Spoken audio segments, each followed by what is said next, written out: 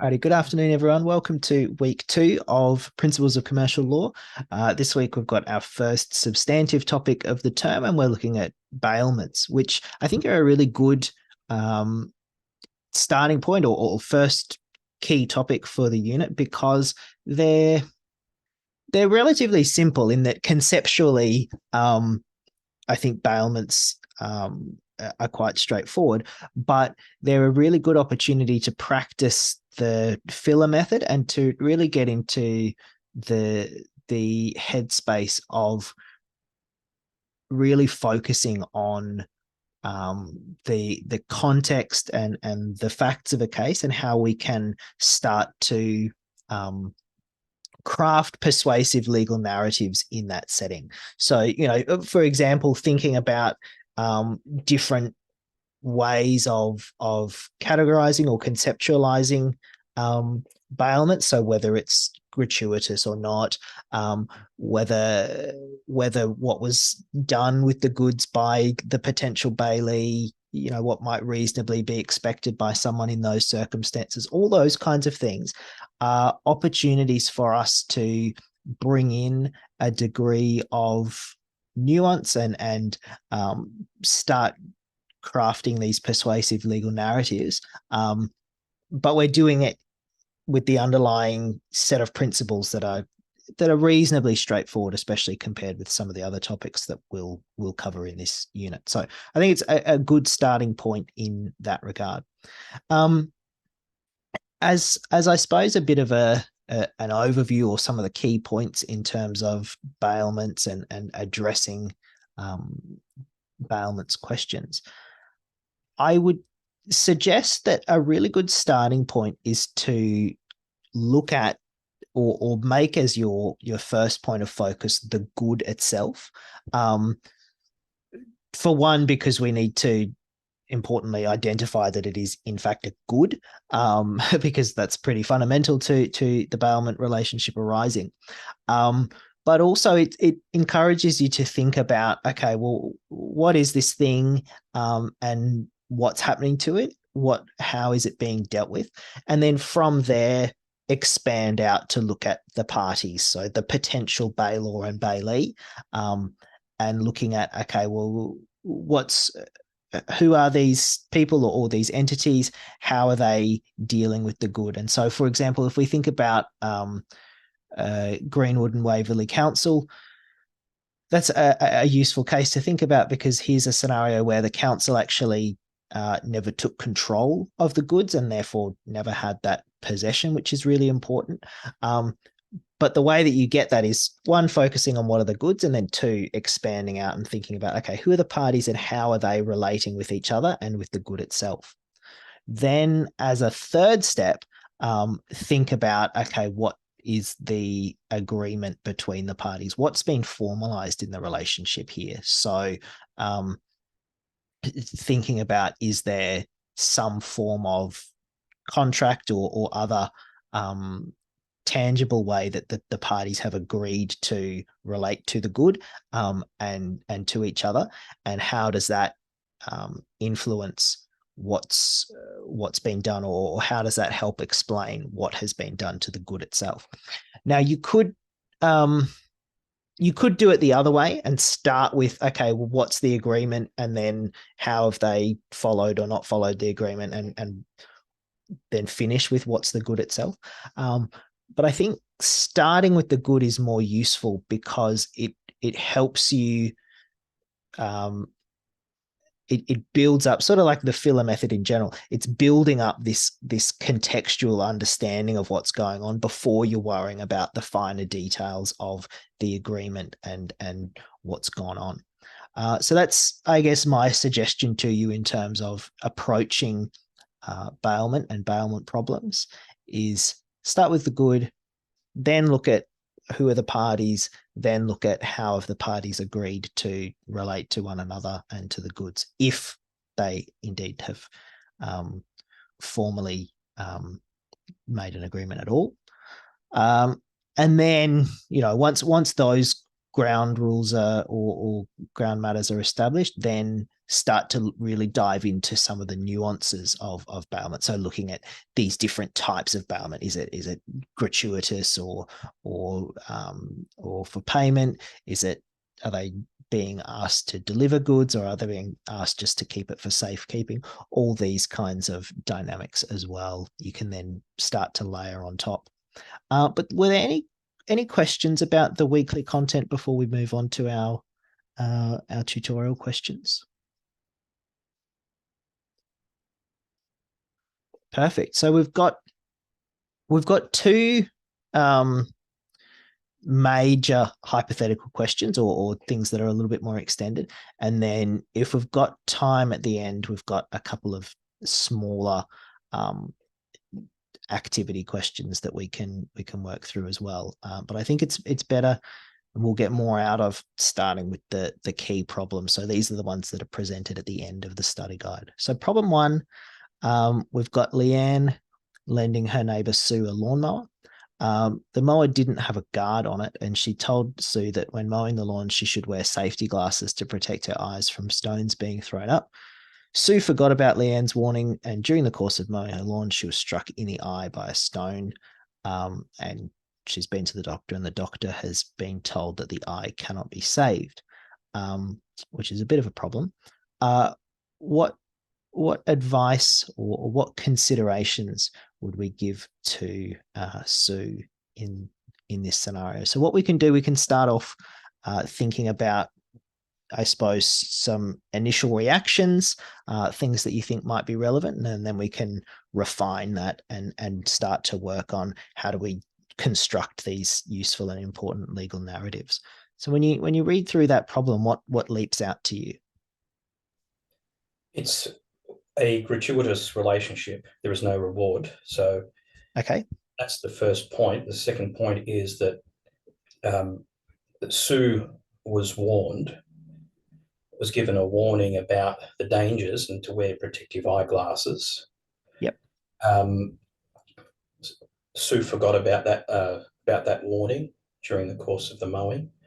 I was looking at the legal principle that the bailor must inform the bailee of the dangers in the goods of which the bailor is aware, whether the bailment is gratuitous or for reward. The case authority on that one, or case authorities, are Coghlan and Gillison, 1899 Queen's Bench, and also the case that you've in the study guide of Pivovarov and Chernobyl, 1978.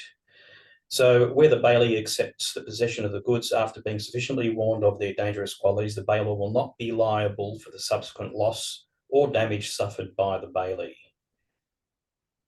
Yep. So that's Fantastic. Very, very comprehensive, and in particular, good to see reference to Pivovarov, which is expected.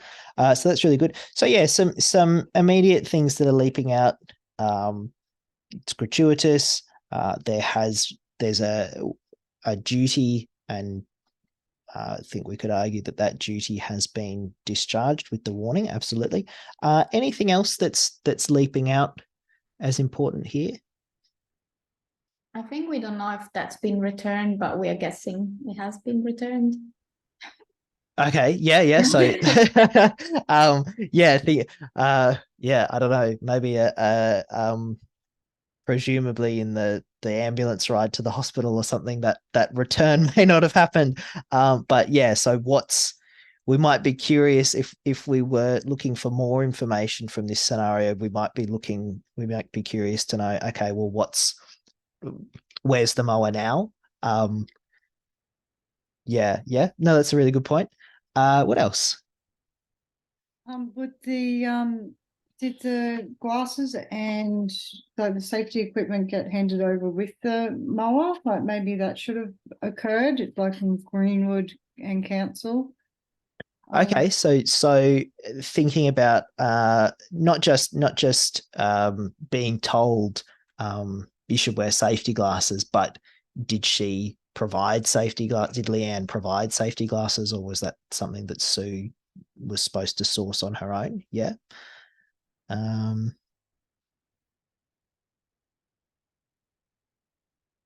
Yeah, that's an interesting idea. What else?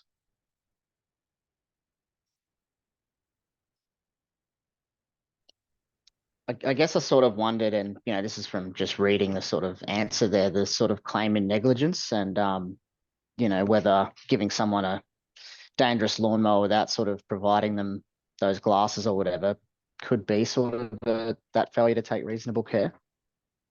Yeah. So can we think about aspects of negligence as being potentially relevant as well? Yep, absolutely. What about consumer law about the goods being fit for purpose, in terms of not having the guard on it?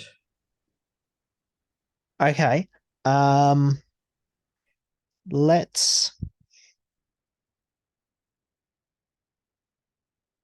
Let's put negligence and consumer law in a little separate bubble for us to revisit, because I would like us to discuss them. It's just something that I'd like us to circle back to in a minute. But yeah, the consumer law is an interesting take as well. Yep. Okay. Well, all really good responses and ideas here. In terms of thinking about how are we going to think about this from the perspective of constructing a response or an answer? I would say that the starting point needs to be identification of the good, which is pretty straightforward, right? It's the lawnmower. Interesting ideas from Sharon around the glasses as well, whether that was something that was included or not. But certainly we can say that the lawnmower is a good. And in terms of thinking about how do we write a bailment answer or response, we need to make clear that we're understanding that the bailment relationship is one where ownership and possession are separated, right? And so I'd suggest that the first elements of the response should be, for one, identifying the good, but then two, tracking what's happening to ownership and possession here. So in this instance, Leanne is retaining ownership of the lawnmower, but Sue gets possession for a time because she's controlling the mower through using it. And there is an expectation that it will be returned because the first sentence of the facts tell us that it's being lent, so it's not being given. So these are all factors that would point to a bailment relationship arising with Leanne as the bailor and Sue as the bailee. If you give an answer like that, you're ticking off, you're demonstrating to me that you really clearly understand the bailment relationship, and you're demonstrating to me that you know how it applies in this scenario. You're correctly identifying the good, you're correctly identifying the different parties, and you're correctly identifying why there's this bailment relationship arising. The next step then might be to characterize or classify the bailment relationship, and here we could look at the different classifications in Coggs and Bernard. So thinking about, as Bill said, this is probably gratuitous as far as we can tell. There's no money being exchanged, and it's a loan for use, right? She's being given the lawnmower or being loaned the lawnmower to mow with it. It's she's not just being given it to look after. Then we can start to move on to these ideas of, okay, well, what's the problem that's arisen? There's been this damage suffered to Sue's eye. So step one, what's the relationship, breaking down who everyone is and what's going on. Then thinking about the different issues. So we've got this problem with the the injury that Sue has suffered and the question of whether Leanne might be liable to sue for that injury. And what's useful here is that by characterizing this loan as a bailment, it helps, well, it doesn't help Sue too much for reasons that we'll discuss, but it's helpful because the duties of a bailor are quite clear. And so understanding the bailment relationship helps us understand what Leanne's obligations were in this scenario. So as we've discussed and as Bill raised, Pavovarov tells us that a bailor has a duty to disclose any dangers about the goods of which they are aware, and that awareness is really important. And in fact, here we've got a pretty analogous scenario to Pavovarov in that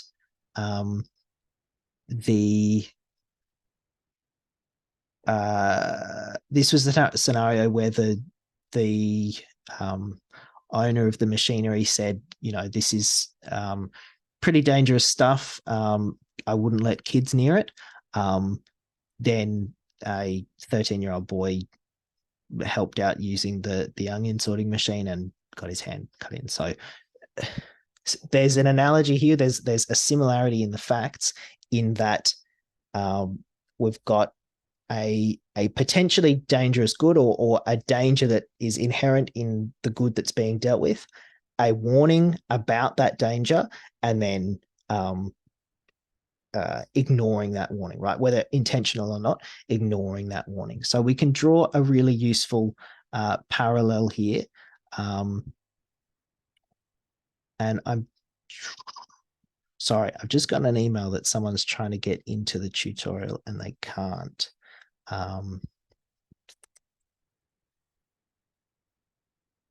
That's all right. So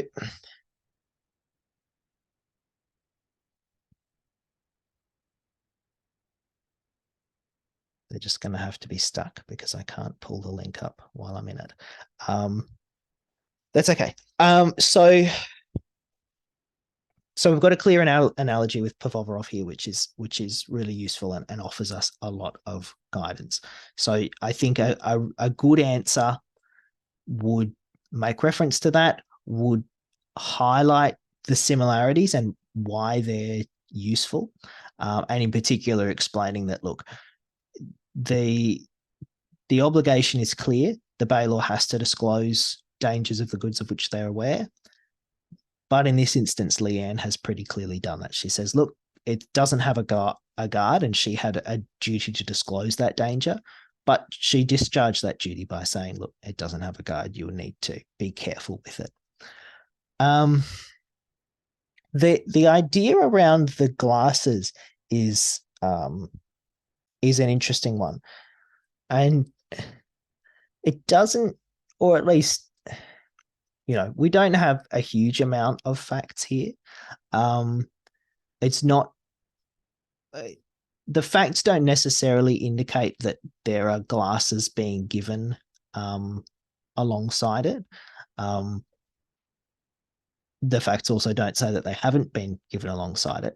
In some ways, it's a little bit of a moot point because the facts tell us that Sue forgot about the warning.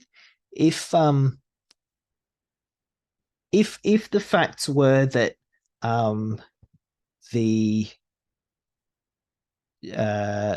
so let's change up the facts a little bit. We've got a lawnmower that's that doesn't have the guard, and then we've got safety glasses, but one of the lenses is a bit dodgy and it keeps popping out as well. And so potentially we've got, you know, if that's the new addition to the facts, and we've got Leanne saying, look, the mower's a bit dodgy. It doesn't have a guard. You'll need to wear safety glasses. Here, you can use mine. But let's say she didn't tell her, but you need to be careful with them. The lens keeps popping off, something like that. then we've got something that's a bit more arguable because there's now a further element of danger, perhaps, and that further element of danger hasn't been disclosed. Then we start to get in a bit more of a grayer territory about whether the full dangers of the goods have been disclosed or not. But on the facts as it is, I like it as a creative idea. But on the facts of it is, I don't think that we'd have enough there to make an argument that either the glasses should have been provided or that there was some issue around the safety gear. But I do like it as a creative thought in and of itself. In terms of negligence and in terms of the ACL, let's circle back around to those ideas. It probably Sorry, go ahead. It wouldn't satisfy the ACL, would it? Because it's not in trade or commerce. No, right. So because we're dealing with this as a gratuitous bailment, Sue's not a consumer, and so she wouldn't be protected by the ACL. And so that was going to be basically my response to that element, but it raises a bigger idea, which also touches on the negligence thing. In terms of assessment, I'm breaking up the assessable weeks and the content on which you can be assessed, just to, for one, make it a bit easier on you guys, but for two, make it a bit clearer in terms of unit learning outcomes and things like that. The reason that's important is that we do talk about Australian consumer law later on in the term, so it's something that we'll be thinking a lot more about in the second half. But in terms of your first assessment, the midterm assessment, you won't need to worry about whether consumer law issues apply or not. Sale of goods, which is our topic next week, potentially does arise, and there's a fair bit of overlap between sale of goods and the ACL. But you don't have to worry about ACL for midterm assessment, and there will be pretty clear instructions in the midterm task that say you don't have to worry about ACL and some of the other topics that you might, when you read the assessment task, you might think, oh, that sounds like this, that sounds like it might be useful. It might well be, but you won't have to be assessed on it in this early midterm task. So useful to have that point raised. On the negligence issue, it's a similar thing in the sense that this is a commercial law subject and not a negligence subject. And so in the context of assessment, I wouldn't be expecting you to go down that path, or you could mention it and say, look, there might be issues of negligence, but I wouldn't be looking to assess in depth, can you identify that there's been a duty of care owed and that there's been a breach, all those sorts of things. On the surface in this particular scenario, I think you'd have a pretty reasonable argument that in warning her about the guard not being on, she's discharged her duty of care anyway, if one is owed. But again, in the context of this unit and in the context of the assessment, you could identify, look, there's issues that negligence might help us solve, but it's outside the scope of this unit to go into that in detail. Something like that, I'd be more than happy with as an answer to the assessment.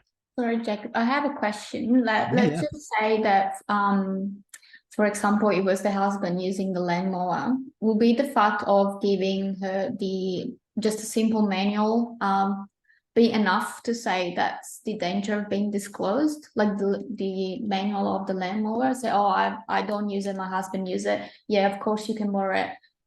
Here's the manual. Will that satisfy the fact that that's being disclosed? And That's a great question. It turns on two things, right? The first is, and coming back to the duties of the bailor, they have to disclose dangers in the goods of which they're aware. If she's not aware of the danger, then that obligation doesn't really arise. The second thing, and it's not something that is given much consideration or detail on the facts, is in terms of it not having a guard on it, whether that's something that it never came with a guard, in which case the manual might identify that, or it's something that the guard broke off one day and the husband was just like, well, I'll be right, I'll just wear glasses and it will be fine. So there's a distinction there that would be relevant to which way it would go. You wouldn't, and especially because these kinds of user manual for things tend to be pretty thick documents with very, very fine print. So you wouldn't generally, I think, expect that for something like that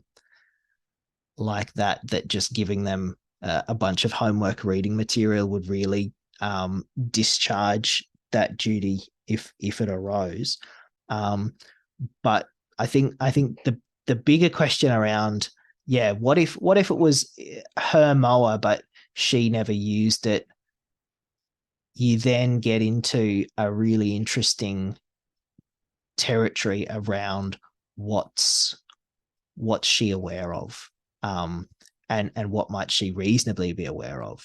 If every time the husband uses it, he's complaining about it, or he's wearing these safety glasses and she's thinking, oh, okay, well, why are you doing that? These are answers that on the facts we can't answer. Questions on the facts that we can't answer, but they do take us, I think, in a really interesting direction. So great sort of way of thinking about. Jacob? Yeah. If it was actually hired out for a fee, then you could possibly introduce Australian consumer law, couldn't you? Yes. That the goods weren't fit for use. Yeah. So if there was some sort of fee attached, then potentially. And there's even just beyond the ACL, there's at common law, there's the assumption that the hire of goods will include reasonable fitness for purpose as well. And I mean, it's taking us perhaps down a rabbit hole that we don't need to go in, but the purpose for which you'd hire a mower is to cut your grass, and if it's cutting your grass, then maybe you could argue that it's still fit for purpose. So there's that element to it as well. But yeah, you're right. If this wasn't a gratuitous bailment, then we've got I suppose a set of it takes us in a different direction as well. So I think hopefully that really highlights why it's so important as a first step to really spend the time unpacking what the good is and being specific about that, but then also really thinking, spending a bit of time working through who's bailor and who's bailee, and what is the relationship? Is it gratuitous or not? Why are the goods being provided? All these sorts of questions are really important. Any other final questions on that one before we move on to our other hypothetical question? Because, I mean, comparatively, this was the shorter of the two.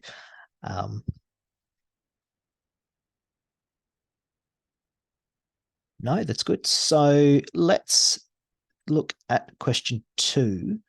So this one, while on a shopping trip, Peter tried on a dress, and she had this diamond brooch that she pinned on to see if it went with the dress. And she forgot to take it off when she changed back into her own clothes. A shop assistant found the brooch, and she put it back on the rack in the shop. And then, when she was putting the dress back up, she handed it to the manager, who, in breach of shop rules, put it in a desk. When Peter realized that what she'd done, she returned to the shop to collect her brooch, but it could not be found. Advise Peter. So similar process. Let's start by thinking about what's leaping out as relevant here, and we can also include a discussion around where are the gaps in our information. Thinking about the facts as the starting point. What are the gaps in the facts that we might need answers to? Isn't the relationship defined as a gratuitous bailee? Okay, so yeah, so again, we're thinking gratuitous. Yep. And just looking at that, gratuitous bailee who negligently fails to return the goods within a reasonable time of a demand for the return will be liable for the loss to the bailor. Case authorities Mitchell and Ealing, London, on that one, and also the Graham and Voigt about the landlady not returning the goods to the borders to the border. So the relationship being a gratuitous bailee, the shop assistant has got possession of the goods, so they've got bailment of the goods. That's the first point. Yeah. Second point is that the goods have been lost, so they're unable to return the goods to the rightful owner or the bailor. Yep. And the other point being that because it's the relationship or the good is gratuitous bailee, there is no the liability of employees and agents is such that a bailee only for a reward is vicariously liable for the negligence of their employees. So because it's not a reward, there's no payment, the employee won't be liable. So it means that the shop itself, the employee is liable. So it works in the reverse way. There's no, because we're suggesting that this is a gratuitous bailment, there's no vicarious liability up to the store rather than the employee themselves. But in terms of the other points, really good to see discussion of the goods being unable to be returned, and the bailment that arises when the shop assistant found the brooch. What else strikes us as relevant, especially around the handover to the manager? That as well. Oh, he's back. I looked at that as well. You're on mute, Jacob. Thanks, Jason. Sorry, everyone. I don't know what happened then. I dropped out for a minute there. So I think I'd just ask what else we're thinking is relevant, especially around the handover from the assistant to the manager. But maybe I dropped out slightly before then as well. well, I was going to say, so after what Bill's said there, I was going to say that the difficulty I had was that I couldn't easily establish that a bailment had actually even existed in the first place. And then the difference between, the first question was, could there be a bailment with the initial shopkeeper, yes or no? And the subsequent giving of that good to the manager for presumably safekeeping to give to the initial person, is that what triggers the bailment? So I started leaning towards like, I couldn't, because there was stuff in the textbook that talked about, consent is generally an element. You can't sort of necessarily impose a bailment on someone. And there were other parts of the textbook in a different chapter, but talking about finding things. So I got a bit lost in is there a bailment at all here? And if there is, it sounds like it can only be between the manager and the lady that's lost the brooch, not the shopkeeper. So yeah, those are really good points. And so the issue around consent is a good one. But the key thing here is that the consent, you don't need the bailor's consent to create the bailment, right? And so that's what enables a bailment relationship to arise when something is found, and that creating a gratuitous bailment for safekeeping is that the bailee needs to take on the responsibility for looking after those goods, but the bailor, so the person who has ownership of the good, they don't necessarily have to give consent, and that's they're in a finding situation, or like in this scenario, she's maybe not even necessarily aware that that who has found it or what's gone on. So Peter actually can't give the consent, but she doesn't need to in order for that bailment relationship to still arise. So those are really good points. But that's hopefully that sort of clarifies that there. Jason, I tend to rely on the Graham and Voigt case authority on that one, that analogous case there, where a landlady was held liable for failing to return a former boarder's possessions, which had been left with her for 8 months. Is that the case that you had in mind, Jacob, when you were writing out these questions? To be completely frank, these questions predate me, so I didn't write them. But yeah, that's a really good case to raise, both because there's similarities, but also the time frame is quite different. 8 months versus a matter of hours. It opens up. There's analogous, but there's also you could create the argument that there's enough difference to not follow that one as well. There was a piece, I think, in the study guide or in the book, I'm not sure, but I put it on my own notes that was like went out for me to answer the question, was that a bailee is not an insurer of the goods. There is that the bailee is not obliged to take every conceivable or possible precaution to prevent the loss of the goods. So that was what I pretty much followed. So the bailee, the shopping center cannot reasonably guarantee this much of a precaution or the loss of the brooch. That's probably what I went down with, but it probably depends. Then we'll probably have to consider what Bill said, that's about the employee's relationship and the employee. Sorry, I don't know what Zoom is doing. I'm back. That was only a second then, so I think I got most of that answer though too. Really good points. And I think really what we're starting to circle around now is this really important issue of what are the duties of the bailee in this scenario. And you're very right. They're not an insurer. They don't have to protect against all foreseeable loss. But they do need to take reasonable steps, right? And that's why that's why I'm keen for us to really to discuss the role of the manager in all of this, is because I think we could be reasonably comfortable saying that a shop assistant finds this valuable bit of jewelry. and goes, okay, well, this is obviously someone's that they've forgotten. I'll give it to my manager. I think we could be pretty comfortable that that's a fairly reasonable thing for a shop assistant to do in that scenario. The question for us is, one, in the handover, what does that do to the bailment relationship?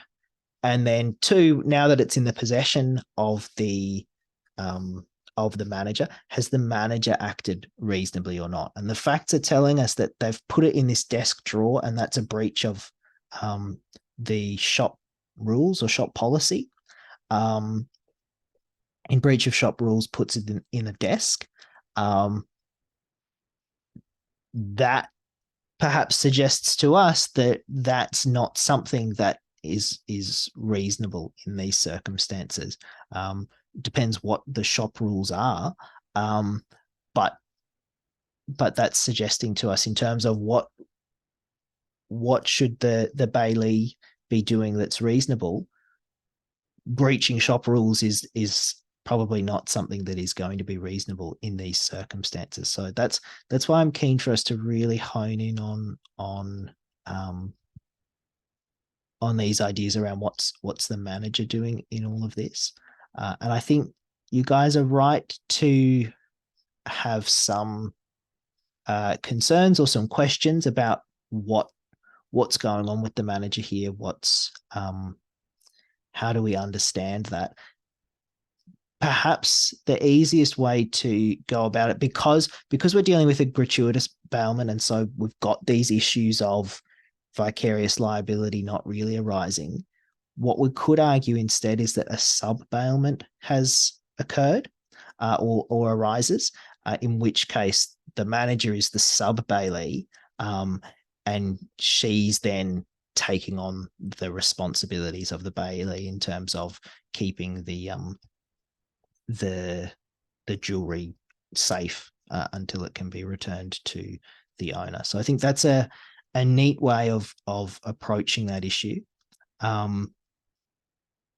And then having and it probably in putting the facts first and thinking about the gaps in our knowledge of the facts, there's probably an argument or we might want to know a little bit more about what the manager was told when the assistant gave them the brooch. So was it did they say, oh, I found this, or was there a more detailed explanation? Oh, I found this on a dress, it's obviously a customer's, my shift's ending, can I give it to you to give back to her if she comes back, something like that. So what's actually being said is potentially relevant to the parameters of this sub-bailment. But broadly speaking, thinking of this in terms of a sub-bailment within the broader bailment relationship that's been created helps us clarify and understand what the manager's duties are in that situation. Does that make sense? Yes. And would you also say that the manager misused the goods by putting them in the desk, by putting the brooch in the desk? Tell me a bit more. So if they've got the duties of the bailee, so would it be so to take good care of the I suppose that they are taking care of the goods by putting it in the desk, but because it was against the shop rules and to retain possession, they haven't really retained possession either. And I just thought maybe it was misuse of the goods. Well, it's interesting you say that, because and maybe it's just the way that our discussion has gone, but usually the collective minds of the cohort jump much more quickly to, gee, I bet she stole it. And so I don't know if in thinking about misuse, if that's the direction you were thinking about it as well, but there's always an element of cynicism to this question that's like, okay, has it really gone missing, or has the manager squirreled this away somewhere to keep it. The point about the desk though is a really useful one, and in terms of thinking about gaps in our knowledge of the facts, we probably would want to know more about these shop rules, right? Like why is the shop rule don't put it in the desk? And as an alternative, what do the shop rules say that you should do with lost property? Is there a back office that's locked that you're supposed to put it in, or what's the go there? But then also more details about the desk by itself, right? So thinking about where is the desk in relation to, like, is it something that customers can easily access as they're wandering around the shop? Is it like in the middle of the store? Is it in a back office? Can the drawers be locked or not? All these sorts of questions will go into our thinking about what's gone on here as well. So I think you're very right to question whether there has been misuse of the goods, or certainly failure to take reasonable steps to look after the goods.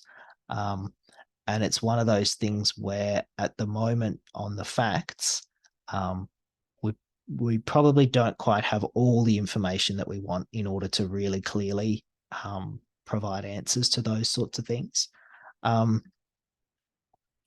Is it, covered go by ahead. the Personal Property Security Act? No, it wouldn't be, because it's not.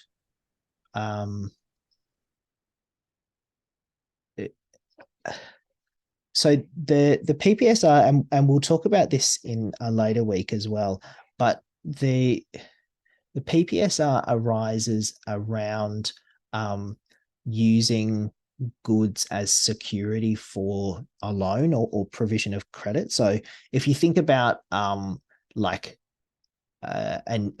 the example that most people are familiar with is like a car loan. You get a loan for the car, and that loan is secured against the car itself. And so if you don't make the payments, the person who gave you the car loan can take possession of the car. This isn't, because this brooch isn't being used for security for anything. We wouldn't have the PPSR popping up in this instance. The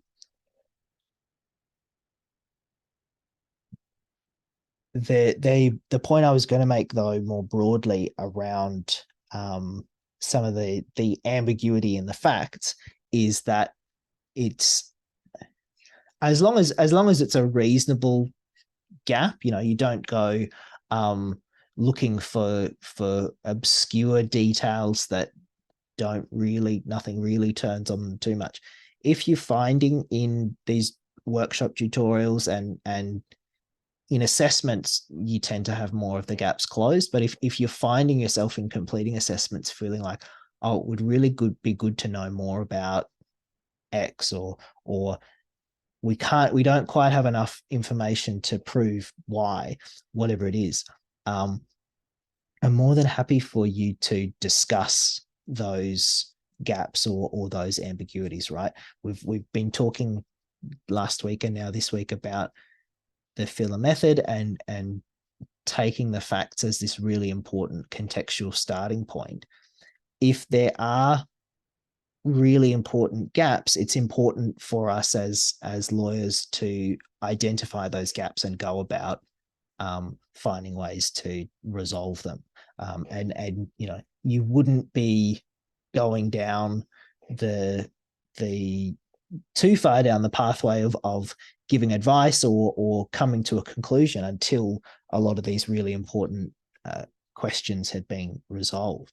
So for the purposes of more so assessment, because that's the thing that gives people a bit more anxiety when they feel like things aren't always clear, I'm more than happy for you to discuss gaps in the facts if you think that they're there. But what you need to do it in a way that communicates your knowledge and understanding of the law as it applies. So, for example, here, we might get to the point of saying, look, we think that there's this sub-bailment with the manager.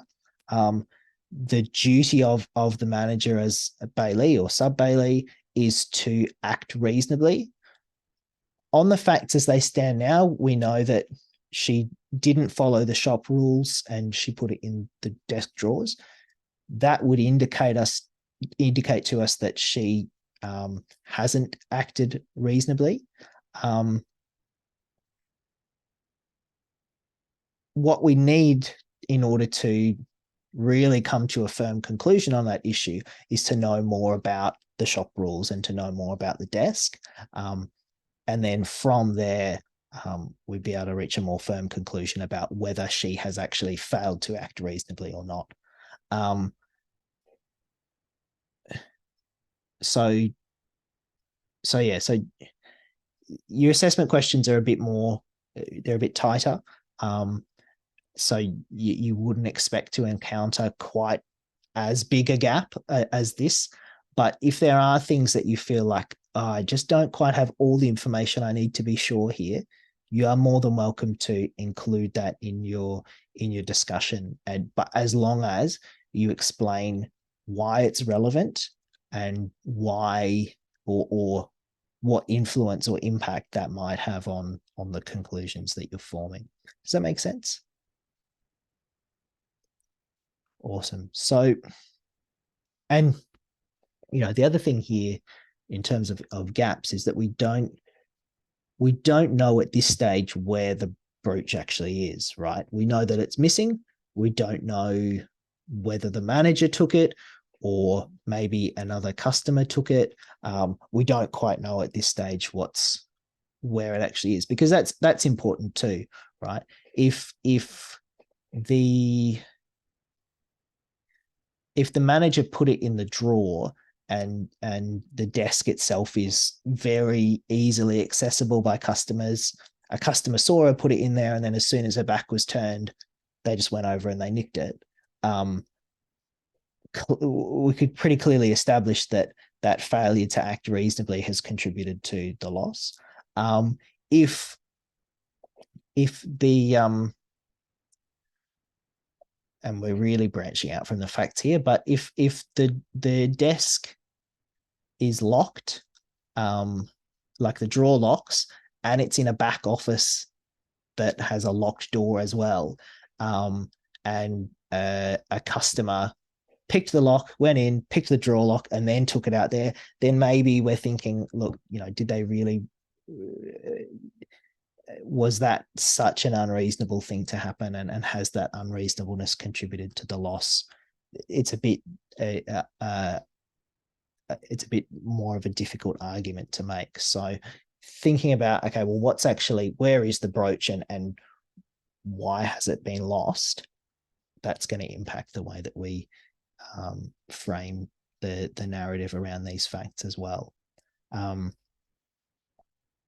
yeah, any questions on those ideas?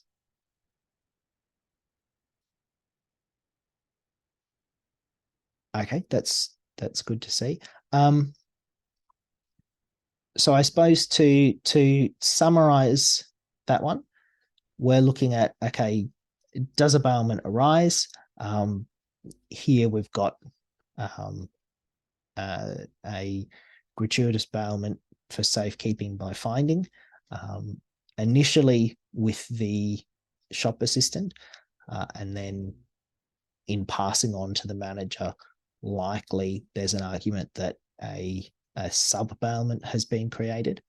And in either case, Peter's lack of knowledge of the shop assistant and the manager doesn't actually, that's not a barrier to an argument that these bailment relationships have arisen. Having established that, then we're thinking about, okay, what's the duty that's owed? And in either instance, the duty is to act reasonably in taking care of the good. There's no requirement for delivery necessarily, especially if they don't know who it is. but there is that expectation that they will keep it safe in order for it to be returned on demand. The issue that we've got here is whether the manager has acted reasonably or not. Well, firstly, has the shop assistant acted reasonably? And I think we could say that they have. But then secondly, has the manager acted reasonably? And that's where we've got some potential issues. As we've said, we don't quite have enough facts to say for sure that they haven't acted reasonably and it's contributed to the loss, but there's certainly some indications there that would lead us down that path. And so if that were the case, then Peter would have recourse against the manager as sub-bailee for breach of that bailment relationship. Excellent. We did have some sort of shorter tutorial questions or activities. They're reasonably straightforward. So what I might do, unless there's any burning questions about any of those, I might just leave those ones. But they're good little practice activities just to be thinking about the bailment relationship in a bit more detail. And if you've got questions as you work through them, you're more than welcome to get in touch and we can work through them. But you know, they're more little practice activities rather than these bigger tutorial discussion questions to really unpack a lot of the nuance. In terms of looking forward, so next week we've got sale of goods, which is another really good week and one that, excuse me, sits heavily in the realm of contract law. So hopefully you're already at least a little bit familiar with a lot of the ideas that we'll be talking about. But again, it's a great opportunity for us to build up a bit more nuance and critical analysis in the way that we're thinking about it. Any final questions or comments? Otherwise, we'll probably leave it there. Excellent. Well, thanks very much for coming along, everyone. Have a great week, and I'll see you next time. Thanks, Jacob. See you next week.